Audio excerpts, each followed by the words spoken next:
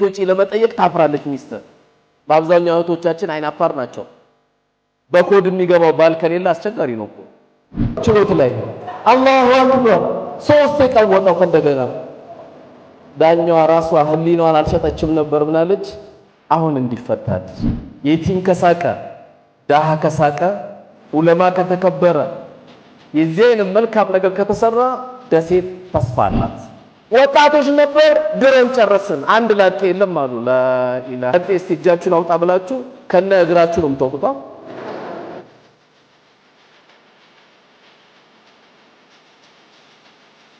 እስቲ ተነሱ ካላችሁበት ድብርብር ብላችኋልና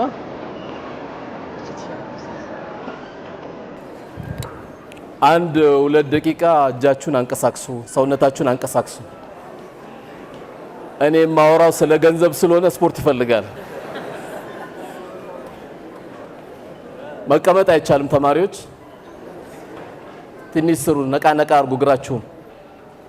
ከዛ እስካሁን ያልተሰራው ደግሞ አጠገብ ላጠገብ ትዘያየራላችሁ። አሰላሙ አለይኩም ተባባሉ። እስቲ እንኳን ለረመዳን ዋዜማ አደረሰ እየተባባላችሁ እቅፍ አድርገው ወንድምህን ካሁኑ አሳስረው ሸይጣንን። እህቶች አትጠቃቀፉም እንዴ? ወይስ አጠገባችሁ መሃል ወንድ አለ? ዚያራ አርጉ እስቲ ትንሽ ቢያንስ እጃችሁን አራግፉት ወንጀላችሁን። አሰላሙ አለይኩም እየተባባላችሁ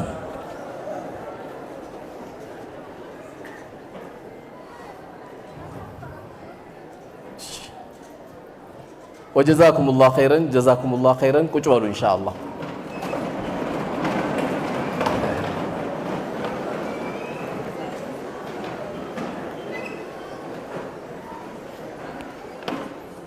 እስካሁን የተለያዩ ፕሮግራሞች ወንድሞቼ እያቀረቡ ነበረ። እኔ እንደዚህም ዞሬ እስካሁን አላየሁም። በጣም ከፍተኛ ታዳሚ ነው ያለው ፕሮግራሙ ላይ። ነገር ግን ቀውጢ የሆነ ተክቢራም አልሰማንም። የሁሉ የቶች እያሉም ደግሞ የተፈቀደላቸውንም አላጨበጨቡም። እስቲ ወንዶች በተክቢራ ሴቶች በጭብጨባ አሙቁት ይሄን አዳራሽ። ድገም እስቲ ቀጥሉ ሴቶችም። አዎ አዳራሹ ራሱ ቅር ብሎት ነበር። አንድ ልጅ በተክቢራ ተያዘና ችሎት ቀረበ። አቃቢ ሕጉ ሲያነብ ዳኛዋ ምን አለችው? ለምንድን ያቀረብከው ልጅን አለችው። አይ በመስጊድ አጠገብ ሆኖ አላሁ አክበር እያለ ህዝብን እየበጠበጠ ነበር አለችው። ልጁ ደነገጠና ለምን እንደተያዘ አልታወቀም። ያችን ጊዜ ታቋት የለ ዝም ብሎ መያዝ ነበር አለ ኡስታዝ። ወንጀላችን ያው እስልምና መሆን ሙስሊም መሆናችን ነበርና የተከበረችው ዳኛ አላት አላሁ አክበር ስለተባለ ነው እንደዚህ ጋር የመጣሁት አለችው። ያው አቃቢ ሕግ እንደሚያቀርበው እንደዛ ነው ስትለው በቃ እንደዛማ ከሆነ አላሁ አክበር ችሎት ላይ አላሁ አክበር ሶስት የቀወጠው ከእንደገና ዳኛዋ ራሷ ህሊናዋን አልሸጠችም ነበር ምናለች? አሁን እንዲፈታለች። ህሊናዋን ስላልሻጨች ምንኛ ሁሌ በአላሁ አክበር አይደል እንዲያደግ ነው። እዚህ የቤተ ክርስቲያን ድምጽ እዚህ የመስጊድ ድምጽ እየሰማን ነው ብላ በነፃ እንዲለቀቅ ወሰነች። ያው ብዙ ጊዜ በዛን ወቅት ብዙ የሚወሩ ነገሮች አሉና ዛሬ ግን በርናሚጃችን የየቲሞች ጉዳይ ነው። እኔ በጣም ደስ ያለኝ ቅድም ቦርዶች ሲተዋወቁ በቃ በወጣት ዲን ከተያዘ ተስፋ አለ።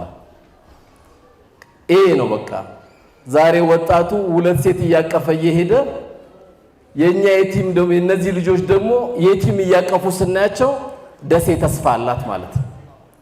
የቲም ከሳቀ ዳሃ ከሳቀ ዑለማ ከተከበረ የዚህን መልካም ነገር ከተሰራ ደሴ ተስፋ አላት። ተስፋችን መቼ መሰለ የሚጠፋው? ቆልፈን መብላት የጀመርን ጊዜ፣ ለኔ ብቻ የሚባል ኑሮ የመጣብን ጊዜ፣ በራችን በትልቅ ግቢ ተቆልፎ ከታች ስናንኳኳ 2 ውሻ የሚያሯሩጠን ጊዜ፣ ከላይ ደግሞ ስናየው ዘበኛው የሚያስፈራራን የሆነ ጊዜ መኖር አልጀመርንም። መኖር ጀመርን የሚባለው በእኔና ባንተ ቤት የቲምና የተሰበረ ሰው ስቆ የወጣ ጊዜ ነው። ድንገትኛ ኖር የምንለው የሆነ ወንድማችን 00 መኪና ስላለው ሊመስልን ይችላል። ወላሂ አልኖረም። ኖረ የምንለው G+2 ስላለው ሊሆን ይችላል። አላህ ይጨምርለት። ጂ+2 አትስራ ማለት አይደለም። ግን መኖር አልጀመርክም። ኖረ ምንለው ቆጥረን ማንጨርሰው ገንዘብ ስለያዝንም አይደለም። ኖረ ምንለው ለሰው የኖርን ጊዜ ነው። كما قال الرسول عليه الصلاة والسلام خير الناس أنفعكم للناس ከናንተ መካከል በላጫችሁ ለሰው ጥሩ የሆነ ነው ወይም ሰዎችን የጠቀመ ሰው ነው ያሉት። ስላንተ ፕሮቶኮል፣ ስላንቺ ፕሮቶኮል፣ ስላንተ ብፌ መብላት፣ ስላንተ አለ የሚባል ኳሊቲ ብቻ መያዝ መኖር አልጀመርንም። እኛም ሳናውቀው ደግሞ በዚህ ሰው ነው እኮ ምንቀናው። ተነንተና እኮ አላህ ለቀቀባቸው ትላለህ አይደል? ለቀቀባቸው እኮ አዘነበባቸው። ምን ለቀቀባቸው? ደሃ የማይስቅበት ቤት ለቀቀባቸው ትላለህ እንዴ? የዚህ አይነት ስራ ውስጥ ማትገባ ከሆነ ወላሂ መኖር አልጀመርክም። አላህ የነሱን አባት ቀብር ሲወስደው ያንተ ልጆች ዳቦ ይዘላቸው ስገባ አንተ አራዳ ስለሆንክ ነው እንዴ? የነሱ አባት ሞኝ ስለሆነ ነው እንዴ ቀብር የተኛው? እኔና አንተን ፈተና ሲጥልብን እንጂ አላህ 100 ልጆች የቲም ይዘናል ሲባሉ ይሄ ሁሉ ሰው ለ100 ልጅ አዝኖ ነው እንዴ? አንሶ ነው እንዴ? ይሄ ሁሉ ሰው ለ100 ሰው አንሶ ነው? ወላሂ መኖር አልጀመርንም። እንኳን ባለ ሀብቶች እዚህ ያለው ሁሉ መኖር አልጀመረም። ዛሬ እኛ ለናንተ ከናንተ ኮፒራይት ልንቀበል እንጂ ከአዲስ አበባ እኔና ኡስታዝ አቡበከር መምጣት ያለብን ከኛ ነው እንደ ኮፒራይት የምትወስዱት? የዑለማ ሀገር ነው እኮ ለኢትዮጵያ አይደለም ለዓለም የሚተርፍበት ዑለማ ያለበት ሀገር ነው። እዚህ ለዓለም ከዚህ የወጣ ዑለማ ነው መካ ሐረም ላይ የምታገኘው አረቦች የሚጓጉበት። ከዚህ ዑለማ የወጣ ነው ፋቲሃን ብቻ 40 ሙጀለድ የጻፈው ፋቲሃን ብቻ ከዚህ የወጣ ነው። በትልቅ ጸጋ ላይ ያለች ትልቅ አገር ናት። ሀብታችሁን ያላወቃችሁት ዛሬ በዚህ ሁሉ ሰው ስለ 100 የቲም ስናገር ወላሂ አፍሬ ነው የምነግራችሁ። ቀደም ወንድሜ ኡስታዝ አቡበከር ሲናገር ነበር። ቢያንስ ኪሳችን ላይ ያለው የምናወጣው ግብር ወይም ዘካ ዛሬ የሁሉ ደሃ አይገኝም ነበር። ዑመር ኢብኑ አብዱል አዚዝ የሁሉ ህዝብ ቢያገኘው ኖሮ ሁላችንም እስር ተፈርዶብን ነበር። ዑመር ኢብኑ አብዱል አዚዝ የነበረ ጊዜ እኮ ለሰዎች ሰው ሄዶ ዘካ ሰደቃ ወይ ብር አውጥቶ እንካ ሲለው ኧረ እኔ አልቀበልም። ለምን? በቃኝ እኔ ያለኝ አያስፈልገኝ። እዛም ሄዶ ሲሰጠው ኧረ እኔ አልቀበልም። ገንዘብ የሚቀበል ትውልድ ጠፍቶ ነበር። ማን ይቀበል? ዘካም በስነ ስርዓት ስላደረገ ገንዘብ የሚቀበል ሰው ጠፋ። እንደውም ወታደሮቹ ተጨንቀው ዑመር ኢብኑ አብዱል አዚዝ ኧረ ያ ዑመር ኢብኑ አብዱል አዚዝ ገንዘብ ሰብስበን የሚቀበለን ከተማው ላይ አጣን አሉት። ቢገርም አይደል? ገንዘብ የሚቀበል አጣን። ልክ እንደዛኛው ሰውየው ሐዲሱ ሳይገባው አንድን ጾመኛ ያስፈጠረ ሰው የጾመኛው አጅር ሳይቀነስበት ሙሉ አጅር ያስፈጠረው ሰው ያገኛል የሚለው አይደል? አንድ ሰውዬ በደንብ ሳይረዳ ምን አለው? እንካና እኔ ጋር አፍጠር ሲለው አጅሬ ልትወስደው አልገባው ማነውና አጅሬ ልትወስደው። በዑመር ኢብኑ አብዱል አዚዝ ጊዜ ዘርበለን ያልፈልግም ነው እየተቆጣ እኔ ምን ያደርግልኛል? ያ ብርቅዬ ወጣት የ33 ዓመት ወጣት ይህን ታሪክ ለ2 ዓመት ከ6 ወር ከ4 ቀን ታሪክን የሰራው መጣ። ወታደሮቹ ለዑመር ኢብኑ አብዱል አዚዝ ይህን ሲነግሩት ምን እናርገው ገንዘብ በጣም በዛ የሚቀበለን አጣን ሲሉት ሁሉን አደረጋችሁ? ሁሉን አደረግን። እስቲ ምን አደረጋችሁ? ወጣቶች ነበር ድረን ጨረስን። አንድ ላጤ የለም አሉ። ላኢላሃ ላጤ እስቲ እጃችሁን አውጣ ብላችሁ ከነ እግራችሁ ነው የምትወጡት ከመብዛቱ የተነሳ። አያችሁ ሰው ማጣታችን። ባለሀብቶች ምን ያህል ስራ እንዳልሰሩ ነጋዴ ሆኖ እሱም ቆሞ ዚና አትስሩ ይላል። ዚና አትስሩ ብቻ አይደለም የሐላል በሩም ክፈትለት። ጠጅ አጠጣ ሲል እኮ ማር እንድጠጣ ነው። አረቄ አጠጣ ሲል ውሃ እንድጠጣ ነው። ነጋዴዎች ስራ ውስጥ ካልገቡ አሁን እነዚህ እዚህ ጋር የቆሙ ልጆች በየቲም ጉዳይ ባይሰሩ እንኳን አይጠየቁም። አንድ ድሃ ሲርበው የሚጠየቀው አቅም ያለውን ነው። ሁሉም በየአቅሙ ነው አላህ የሚጠይቀው። ሁሉም ዛሬ ስራ መስራት ያለባቸው የደሴ ነጋዴ እንጂ ወላሂ እነዚህ ታዳጊዎች አልነበሩ። ደግሞ ነጋዴኛ ንግድ አልጀመርክም። ሰው ተርቦ ነው እንደ አንተ ንግድ የምንነግደው? ስራው እስካልገባ ይሄን አሁን ሀብታም የሚያስብለን በዚህ ሰው ላይ ነው የምትቀነው? የሚያስቀናውማ ዑመር ኢብኑ አብዱል አዚዝ ነው።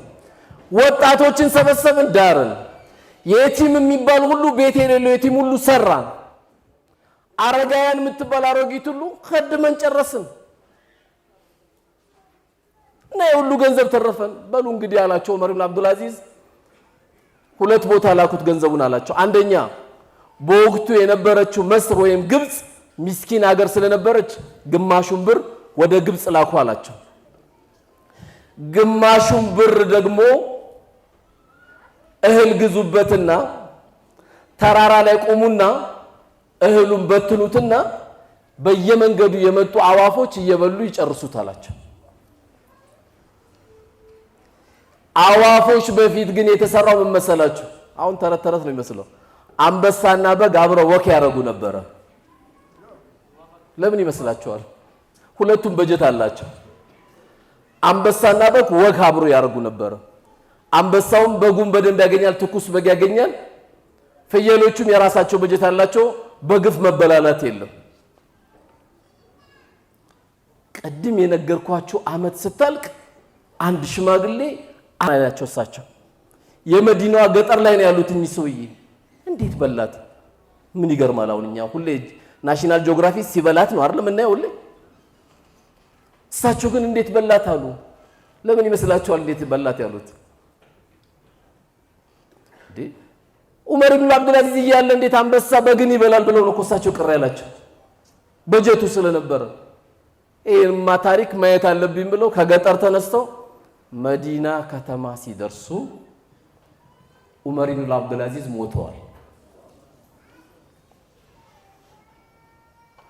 ለዚህ ጉዳይ ይህንን ነገር ያዘጋጀው ዑመር ኢብኑ አብዱል አዚዝ ሞቶ መዲና ቀውጥ ይሆናለች። የእውነትን ቁርአኑን የኖረበት የእውነት ያስቀመጠው ታሪካዊ ወጣት ሆነ። ይህን ወጣት እኔ በዚህ ዘመን ያየሁት አሊ በናት የሚባል አውስትራሊያዊ ነበር። ታውቁታላችሁ። ሰልሞ ነው፣ በካንሰር ነው የሞተው። ሊሞት 9 ወር ሲቀረው ዶክተሮች ሰብስበው ያለህ 6 ወር ነው አሉት። ዱንያ ላይ አለ የሚባል ሰዓት ነበር የለበሰው። ዱንያ ላይ አለች የሚባል መኪና ነበር የያዘው። ዱንያ ላይ አለ የሚባል ሸሚዝ እሱ ነበር የሚለብሰው።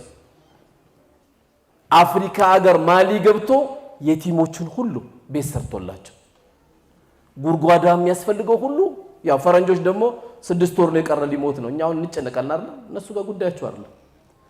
6 ወር ነው የቀረለት ሞት ነው ያሉት። ያው የኢትዮጵያ ባህል ደግሞ ገና የሞተበት ሰው ለማስረዳት በጣም እንጨነቃለን። እነሱ ጉዳዩ ፊት ለፊት ነው የነገሩት። እሱም ቆራት ስለነበረ እያንዳንዱን ያቺን የያዛት መኪናዋ ሳትቀር በ6 ወር ውስጥ ነው የሸጣት። ሰዓቷን ሳትቀር ቤት ያጣውን ቤት አድርጎ ይሄ 6 ወር ብሎት ነው። እኛውን ዶክተሮች ተሰባስበው በእነሱ እጅ ቢሆን ነገ ነው የምትሞተው ብትባል ምን ታደርጋለህ? ማንም የሰው ልጅ ኸይርም ሰራ ሸርም ሰራ ኸይረኛም ሰው ሆነ መጥፎም ሰው ሆነ እያንዳንዱ የሰው ልጅ መለከል ሞት ሲመጣበት ሁሉም አንድ ጥያቄ ነው አላህን የሚጠይቀው። ጌታዬ ወይ ትንሽ ደቂቃ ስጠኝ ሰድቄ እንድመጣ ብቻ ብሎ ነው የሚጠይቀው። አይገርማችሁ? ሰግጄ እኮ አይደለም የሚለው አይደለም ኡስታዝ? ሰግጄ ልምጣ ረመዳን ጾሜ ልምጣ አይደለም የሚለው። ለአሰደቅ ወአኩም ሚነ ሳሊሒን ሰደቃ ሰድቄ ከመልካም ሰዎች ሆኜ እንድመጣ ጌታዬ ደቂቃ ስጠኝ፣ ሰዓት ስጠኝ፣ ወራት ስጠኝ። ያቺ ነገር ግን ምን ያረጋታል? አላህ ምኞት ነው አለ በቃ። ስለዚህ ያለን እድል ዛሬ ነው። እኛ ዛሬ ነው ከኛ ነገ በእኛ እጅ አይደለም፣ ከሰዓትም በእኛ እጅ አይደለም። ስንት ታሪክ መስራት የሚገባን እንደ ደሴ ሙስሊም ትላንት ችግር ሲመጣ የተንከራተተ አለ እንዴ? ችግር የደረሰበት አለ እንዴ? ከፍተኛ ችግር ነው የደረሰበት የህይወት ችግር። ዛሬ ግን እዚህ መድረክ ላይ የምናወራው የገንዘብ ችግር ትንሽ ተረዳችሁ አይደል? ትላንት የህይወት ችግር የደሴ ህዝብ ለሰላም ሲል ህይወቱን ለማትረፍ ልጆቹን ለማትረፍ ንብረቱን ሽጦ አዲስ አበባ ገብተዋል። ለምን? እስላም ስለሆነ ይታሰር ነበር። አዛርገውታል። አብሮይን ብዙ የደሴ ልጆች አብሮይን ታስረዋል። ብዙ መከራ አብሮን አይተዋል። ከፊሉ ባይታሰርም የቁም እስረኛው ሆኗል። አሁን ግን እዚህ መድረክ የሚያሳዝነው አላህ ያ ሁሉ ጊዜ አሳልፎ ስለ ገንዘብ ነው የምናወራው፣ ስለ ትንሿ አንተ በለየትከው ነገር የምታገኝበት። ቅድም ኡስታዝ አቡበከር ብለዋል፣ ለየቲም ተባበሩ ምናምን። ለራስ ነው የምትተባበረው። ለመስጊድ አግዙ፣ ለመስጊዱ አይደለም ለራስ ነው። ልክ መክፈቻው የቀረው አለ ወንድሜ፣ ኢን አህሰንቱም አህሰንቱም ሊአንፉሲኩም፣ መልካም ሰራችሁ፣ አሳመራችሁ፣ አጌጣችሁ ለነፍሳችሁ ነው። አሁንም የሁሉ ጥሪ ለራስ ነው፣ ለሌላ አይደለም። እሱም አላህ ከተቀበለ ነው። አላህ ካልተቀበለማ ሰደቃ ማብሉቶ እኮ የጀሃነም ሰው አለ እኮ። ወላ ትብጢሉ ሰደቃቲኩም ቢልመኒ ወልአዛ እያለ አላህ በመመጻደቅና በመሞጣረር ሰደቃ አታብሉ እኮ እያለ ነው አላህ። ጌታዬ አንተን ፊት ፈልጌ ነው፣ ጌታዬ ቀብሬን እንድታበራልኝ ፈልጌ ነው ብሎ ተናንሶ ነው ከየን መስራት ያለበት። 1 ሚሊዮን ሰው ለምን አታበላም? ያ አላህ አንተው ተቀበለኝ። ደግሞ ትልቁ ያንተ አንድ ቴምር ለምን አትሰጥም? ኢተቁን ናረ ወለው ቢሸቅ ተምር ነው እኮ። በግማሽ ቴምርም ቢሆን እሳትን ፍሯት ነው የተባለው። ያ ረቢ አንተ ተቀበለኝ ነው ማለት ያለበት። ስለዚህ እነዚህ የቲሞች አዎ የኔ ልጆች የኢድ ልብስ እንደሚፈልጉ ይፈልጋሉ። ለአንድ ደቂቃ እስቲ ሁላችንም ቤታችን እንሂድ። ማታ የሚጠብቁ ልጆች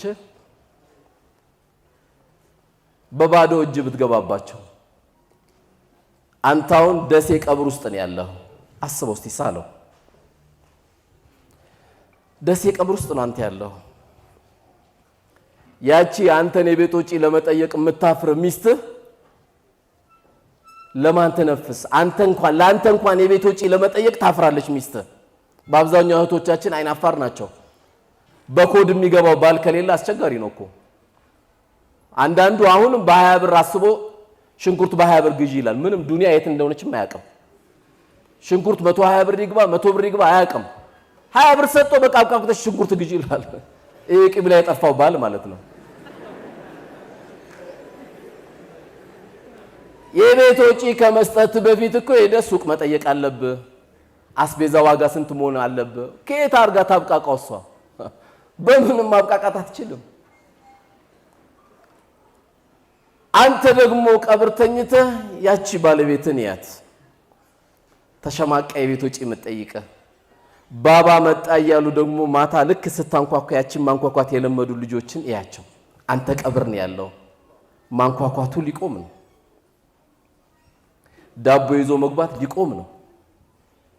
ኢድ ደሴ የሚሰገድበት ቦታ ይዞ መሄድ በአባት ደረጃ ሊቆም ነው። ምን አይነት ትዝታ ነው ጥለህባቸው ሄድከው? አንተውን እዛው ነው ያለው እንዳትወጣ። ኢድ ሲመጣ ለዚህ ነው ነብዩ አለይሂ ሰላቱ ወሰለም በጣም ከማጫወታቸው የተነሳ በጣም የቲሞችን ከማዝናናታቸው የተነሳ አባት ያላቸው ልጆች ምን አለኛ ምን አይነት ጫወታ ቢያጫወቱ እኔ ራሱ ጫወታው ራሱ አጂብ ነው እንጂ የቲሞችን በጣም ለኢድ ቀን ሲያጫውቱ አባት ያላቸው የቲሞች ምን ብለው ይመኛሉ? ምን አለ እንደው እኛም አባታችን ሞቶ እሳቸው ባዝናኑን ይላል። አጂብ ምን አይነት ጫወታ ጫወተው ነው?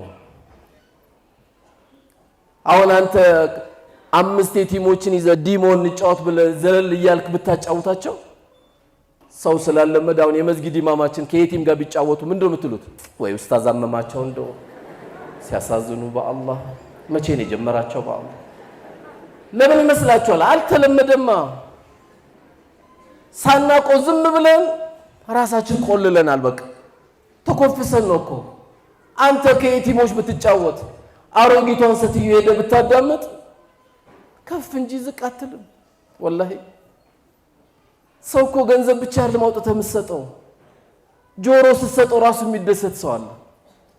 አልሐምዱሊላህ ባይረዳኝም እንዴት እንዳዳመጠኝ አንድም እኮ አላቋረጠኝም ብሎ ረክቶ የሚወጣ ሰው አለ ስላዳመጥከው ብቻ። ስለዚህ አሁን ወጪ ያለው ወጪ የለው።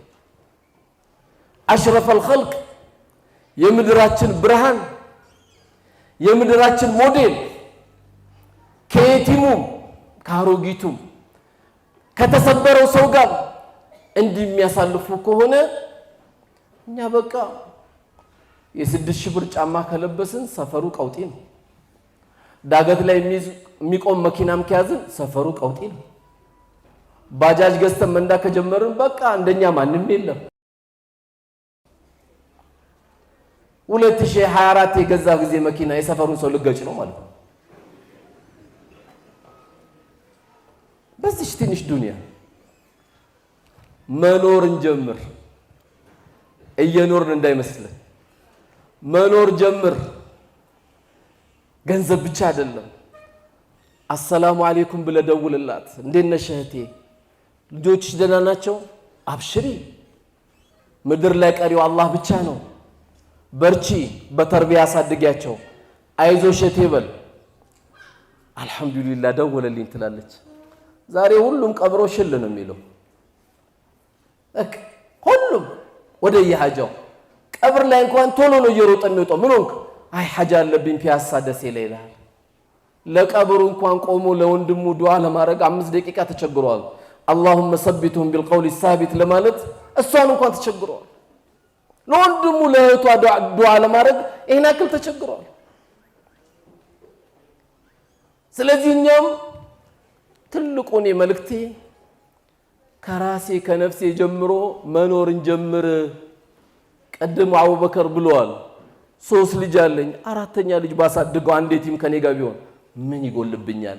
ቤቴ ረህመት ይገባል፣ ያልታሰበ ብር ይገባል፣ ያልታሰበ በረካ ይገባል። ከሁለት ልጆቼ ጋር አንዴቲም ብጨመር 3 ቲም ይሆናል። አንተንም አላህ ያቆያል፣ ልጆችንም ይጠብቅልሃል። ለዘር ማንዘርም የሚተርፍ ስራን ያገኘኸው። ከዚሁ አለማምዳቸው። የቆሸሸ ልብስ ለየቲም እንዳትሰጥ፣ እናንተም እንዳትቀበሉ። የተራረፈ ምግብ ለየቲም እንዳትቀበሉ። ጭንቅላታቸው እንዳታሳምሟቸው።